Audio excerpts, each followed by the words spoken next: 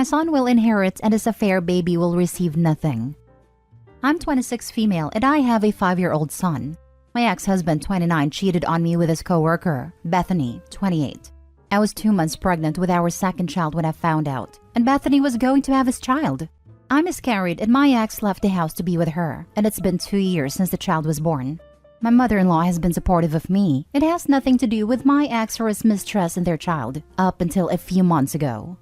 I adore my in-laws and we're extremely close. My mother-in-law and parents are the best of friends.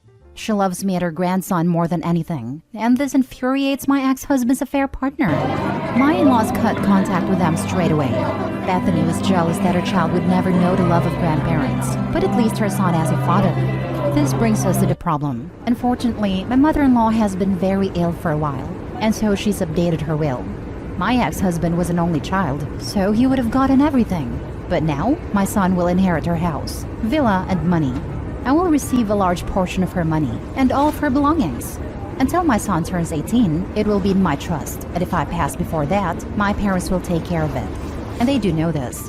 That is, once they caught wind of her being ill, my ex-husband begged for forgiveness. The mistress started being nice towards her when she's started fights and called her horrible names before, and forced her to be around his baby. My mother-in-law's bedbound, but she says she wants to leave with a bang so she'll endure this. I haven't encouraged her to do anything, and this is her choice alone. They want her money, and her son thinks he's still included in the will. He also thinks his child will now be acknowledged by his grandmother, and will also receive money. Now, my mother-in-law hasn't actually said she's forgiven them. She despises her son and his mistress for tearing apart our family. She wants to reward those who deserve it, and get revenge in one go. The mistress keeps on hinting on how her child will grow up and attend a great college, and other money-involved things whenever she's around my mother-in-law. Actually, mother-in-law's niece, my cousin by marriage, has overheard her on the phone discussing what wallpaper she wants in the dining room when she moves in, and how my mother-in-law has no taste whatsoever. She also mentioned how she'll finally be able to take down pictures of my son when my ex owns the house. Too bad for her. It will belong to my son, and no changes will be made until my son becomes 18. It is his grandmother's home, and he should be allowed to cherish it in the way she's decorated it. I'm not really allowed to tell anyone, and though this revenge will be satisfying, I'll have to lose my mother-in-law. It's kind of a win-lose situation, and I dread the day when she'll take her last breath. She means a lot to me. I love her. But she wants this for her grandson, and has said that she cannot rest until she knows her son and his mistress have been punished. She wants this because her childhood was also ruined because of her father and his affair partner. She wants my son to know that he was loved, and will always be loved. I hope my son will always value the great women in his life, and I wish he had more time with his grandmother. I might make an update if anyone wants it, though I pray to God it's a long time before that. Edit. Thank you all for listening to me and giving me advice. As for those who are angry at me for not asking my mother-in-law to include my ex's new child, I can't do anything about that. Yes, I'm happy and that's selfish, but I'm going to put myself and my son first. That child contributed to my miscarriage, and is one of the reasons why my son has not had a father for over 2 years. I can't change my mother-in-law's mind about him. I do pity the baby, but it's not up to me to fend for it. It's not my responsibility. I've tried talking to my mother-in-law, but just had her whole childhood ruined by her father, who made his affair children his top priority.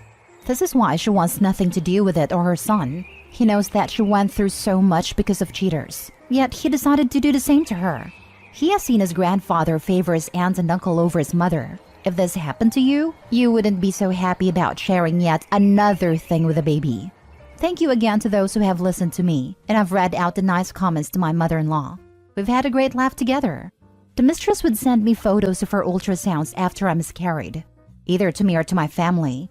In the first envelope, she sent a letter full of the nastiest things about me, my son, and my miscarried baby. She'd even tagged me in social media on an account I didn't know about. It was an invitation to her baby shower. She has done plenty of disgusting and hurtful things to me regarding my miscarried baby. The people who are coming at me in the comments would not be as civil as me if anything like that happened to them. Ignoring her child is honestly the best option. I do not want my son to grow up with her son. And to those who are insulting and saying rude things about my dying mother-in-law, you are truly disgusting. Now for the top comments. I'm sorry that this situation is bittersweet though. I hope your mother-in-law gets better. Thank you. I hope she gets better too. Imagine if the mother-in-law gets better and the true colors of your ex and the affair partner come back out now that the inheritance is a long way off. Please have the will overlooked for the lawyer just in case he contests it and to prevent any loopholes. Yes, she's had that done by 2 separate lawyers, and my ex-husband willingly gave me full custody of our son, so he shot himself in the leg. As soon as she passes, your ex is going to be in that house and trying to establish himself. Ask the lawyers how to mitigate that, because you will be grieving and shouldn't have to endure that right then. Mistress and your ex will absolutely not last when they realize they are not getting the house. Divorce within a year of finding out, I reckon. They aren't married, though I hear she's been wanting it from the moment my scummy ex left my doorstep. I'm in contact with some of my ex's colleagues, and the amount of crap they tell me makes me laugh. A few things are a bit sad, but they deserve it, not gonna lie. Nothing life-threatening or to do with health, obviously, thank God, because they still have a kid to look after. Mistress has a bit of a money-spending problem, a large problem actually, and they have lots of fights over it. Her parents hate my ex for not allowing their precious child to spend more. He complains about this at work to some of his friends. He's had an emotional affair with someone in his office because he thinks the mistress has been cheating on him too, as in sleeping around. They can't trust one another.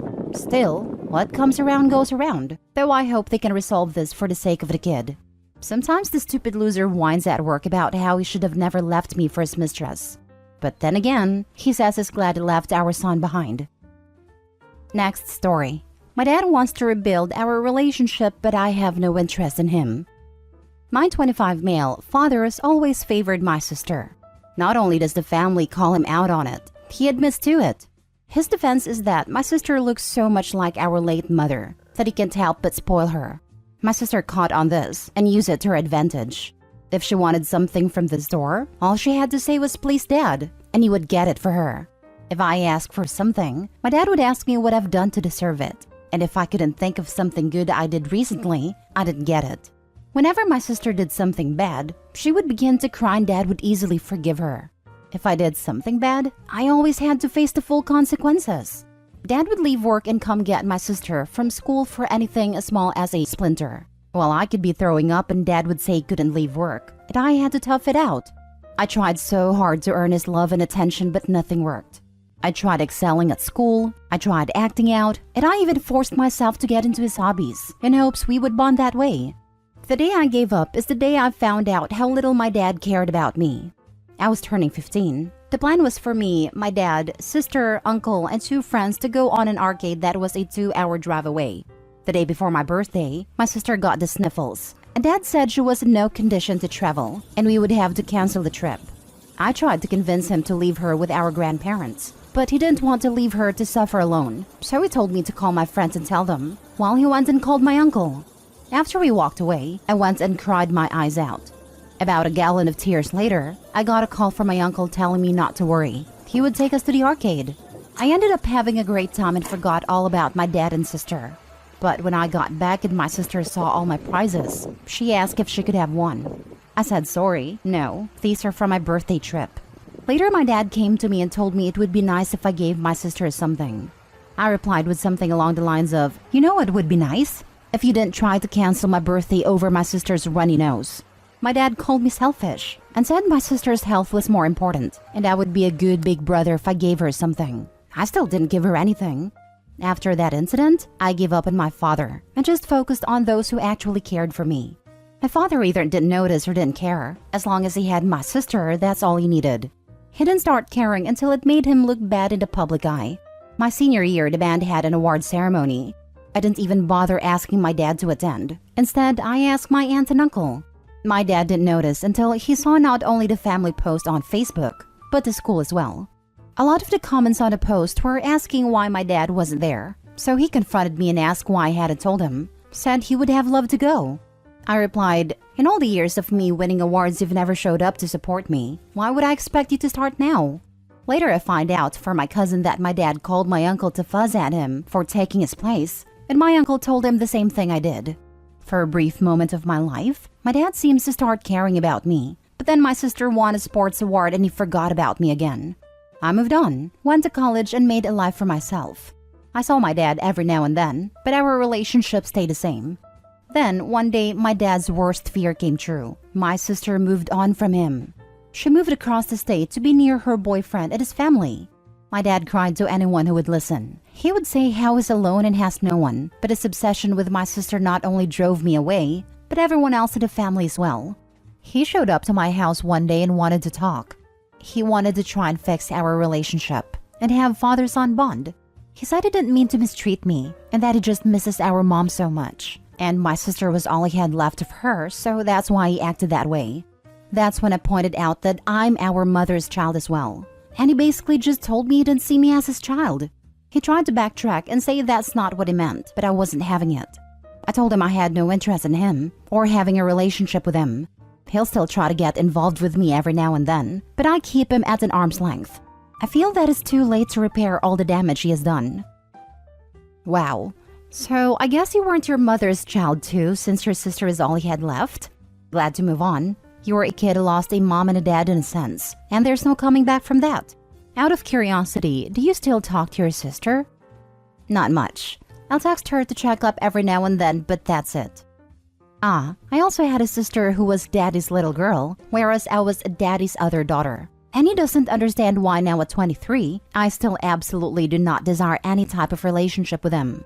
You don't owe him anything, and don't have to reconcile if you don't want to. Do what makes you happy, nothing less than that. I really don't get parents who are like that. I dated a girl who was a daddy's little girl, and she told me how much her father favored her over her siblings, and he'd even frequently say to all of them that she was the favorite. For example, if he bought them chocolate or anything, he'd always give more to her and say that's because she's the favorite. It baffled me that she also thought it was normal, and she didn't see anything wrong with it. She had a younger brother and two older ones. He'd also severely beat all her brothers, but he'd never even be harsh with her. Only her mother would try to discipline her, but the father would stop it. The funniest thing is that she said that she agreed in physically beating children as a form of discipline. Like, no wonder, you were never the one being beaten. The mom did not beat her or any of their other children though. Last story. I am not the mother. I'm 43 female and recently married a man, 45 male, who has 3 kids, 12 male, 10 female, and 7 male, from a previous relationship with his ex, 42 female. My ex-husband of 8 years had a degenerative disease. We weren't able to have children, and he eventually succumbed. I was ecstatic about being a stepmom. I was determined not to be that stepmom. I wouldn't demand that the children call me mom and accept me as mom from the get-go. They should take their time. Well, they absolutely hate being told anything by me. I can't enforce chores without being told I'm the worst person in the world. Husband even told me to stop being harsh to them. And just because I married him, it doesn't give me the authority. I worked my butt off to help 12 male with a science fair project, but I wasn't allowed to attend his presentation because his bio mom wanted to go. I bought 7 male the plushie he wanted, and my mom went off on me for taking the experience away from her, and husband took her side. 10 female absolutely hates everything about me. My voice, my mannerisms, my existence. She isn't shy about that either and will let me know, and husband says it's because I'm trying too hard to be her mother, when I'm not. I feel a crippling amount of anxiety when it's our turn with them. I feel like I'm unwanted in my own home. I brought this up with my husband, and he got mad at me and told me to get over myself and that I am not the mother. I am not the mother. Okay, so I cooked for myself only. My cooking is nothing to scoff at. I went to chef school in my home country. I specialized in several types of ethnic cuisine. I worked at fine dining restaurants. And when husband complained, I said that maybe bio mom should have packed some food for them because I am not the mother. I am washing my own dishes and my own dishes only. I clean my own space and do my own laundry because I am not the mother. I don't enforce chores because I am not the mother. The children need help with math and languages. I said that maybe husband should pay for a tutor because I'm not the mother. Finally, he told me I'm being petty and I lost it. I said that they do expect me to be the mother, but only on the boring or difficult things. I am not allowed any of the fun or rewarding parts of being a mother. They're using me and I'm done with it. He apologized and said that he didn't mean it that way. So I asked what exactly he meant, and he said he doesn't know, but is really sorry and he will try to do better from now on, but that he can't do this without me. Now I don't know what to do. Edit, I will do my best to reply to everyone. In short, yes, I rushed my marriage. My sweet and loving ex-husband left this world far too early. leaving me heartbroken and lonely. Then comes this guy offering me a full family, full of life. I was a fool. I'll be looking for a therapist, possibly a lawyer. I'm overwhelmed with all the support. I'll be thinking long and deep how to proceed. Thanks to all of you. Now for the comments. I nearly posted asking if he married you to be the nanny, but I'm sure that if the nanny tried to enforce a rule, he'd back her up. Genuinely, you are married to a man who is not your partner and does not have your back. Maybe some couples counseling sessions to try and work out what you need from each other going forward, or maybe you need a better spouse. And to be honest, if you want bio kids, this sounds like a really fraught situation to bring one into. I think he feels guilty for splitting up their family and tries to make sure he always takes their side no matter what. Bio mom is extremely competitive towards me. She's very eager to let me do the boring things she can't be asked to, but thinks I'm invading her territory if I try to do anything fun with the kids. She loves getting praised for how well the kids do in math, but she never lifted a finger to help them. She's awful at math, so I did it all. But then I'm told I'm wrong and overstepping if I expect any acknowledgement for that. If he feels guilty for splitting up the family, that's on him. He needs to support his actual wife and not let his kids verbally mistreat you. They don't have to like you, but they shouldn't be allowed to be so combative. It sounds like him and ex both are treating you like a live-in maid. Dad should be tutoring his kids. During their stay at her house, Dad should be the doing person because, as he said, you're not the mom, you're not the parent. They are the children of your husband, and during his time with them, he should be fully in charge of all things kid-related. Laundry, meals, homework, entertainment, bedtime, you name it. And it's Dad's job. I'd go so far as to be away as much as possible when the kids are there. Shopping, visiting, library time, whatever. Just away. Too many women who marry men with kids get those kids dumped on them without any authority attached. Enough already. He even insisted that I stay at home to care for the kids. I did it because I really like kids. I made a huge mistake.